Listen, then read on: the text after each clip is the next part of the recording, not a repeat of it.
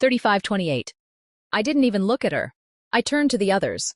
You think I care about the money? No, I cared about the lie. I let it go for years because I thought keeping peace mattered more than truth. But respect doesn't grow from lies. Dad finally spoke. Why? Why would you do all this? I stared at him, and for once he listened. Because when I said that was me, you didn't even look at me. I left before dessert. I heard Sienna moved out a week later. Cut off. No more money. No more pity. Mom texted a long apology. I never replied. Dad called once, just once. I didn't answer. They lost their golden child. But they never realized they had buried the one who was holding everything together. Until I let it all fall apart. Sometimes silence is a gift, but sometimes it's a weapon. And when you learn how to use it, you don't need to shout. You just need to stop paying. Sienna stood, knocking her wine glass over. He's lying. He's obsessed. He's always been jealous of me. I had given them everything, quietly. Now I would take everything back. Not with noise, but with silence that screamed. Step 1, stop the payments. No more $4,000 lifeline.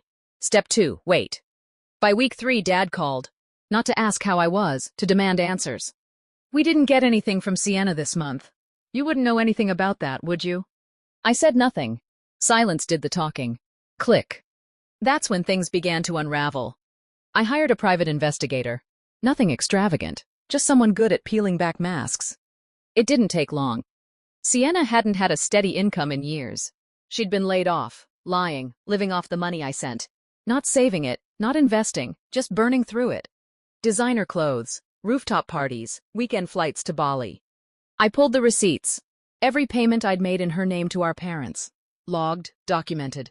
Every message, every transfer, every silent sacrifice, backed with proof. And then I found the message. A text she sent to a friend. LOL. They still think I'm sending the money. He's too soft to say anything. I wasn't soft. I was patient. But now, the time for silence had passed. The confrontation had to be perfect. Public, precise. Undeniable. Dad's 60th birthday dinner. Private room at a high-end steakhouse. Candlelight, family, old colleagues. Everyone he wanted to impress. I dressed the part. Black suit, no tie, expression calm. But I didn't come with just good manners. I brought envelopes, thick, sharp, and devastating. Dinner flowed, wine poured, toast circled. Then Dad stood, raised his glass, and said with pride, to my daughter Sienna, our anchor, always giving, always dependable. Applause erupted. I stood. I have a toast too. Chairs shifted, faces turned. Sienna smiled, tight and nervous. I laid 3 envelopes on the table. This one, I said, tapping the first, contains every bank receipt. 3 years of payments I made. All sent under her name. I nodded toward Sienna. Every single month. A ripple of gasps. I tapped the second envelope. This is a private investigator's report. Sienna hasn't worked since she was fired from that marketing job 2 years ago. The only money she's been sending was mine. The room went silent, forks frozen, glasses untouched. Then I tapped the third. And this one, he is the best. Screenshots, messages, her laughing behind your backs. Mocking your trust. Spending my money. And blaming me. Dad's face drained of color, like the air had been sucked out of him. Mom leaned forward, voice barely a whisper. Is this true? Sienna shot to her feet, knocking over her wine glass. He's lying. He's obsessed. He's always been jealous of me.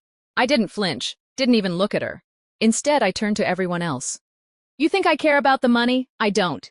What I cared about was the lie. I let it slide for years because I believed peace was more important than truth. But you can't build respect on a lie. For a long moment, no one spoke. Then Dad finally did. His voice was soft. Why? Why would you do all this? I looked him in the eye, and this time, he didn't look away. Because when I told you it was me, you didn't even look at me. I left before dessert. A week later, I heard Sienna moved out. Cut off. No more handouts. No more sympathy. Mom sent a long apology. I never replied. Dad called once, just once. I let it ring. They lost their golden child, but they never realized. They had already buried the one who held everything together, and I was done carrying it all in silence. Sometimes silence is mercy, but sometimes it's a blade. And when you learn how to use it, you don't need to raise your voice. You just stop paying, and let the silence speak for you.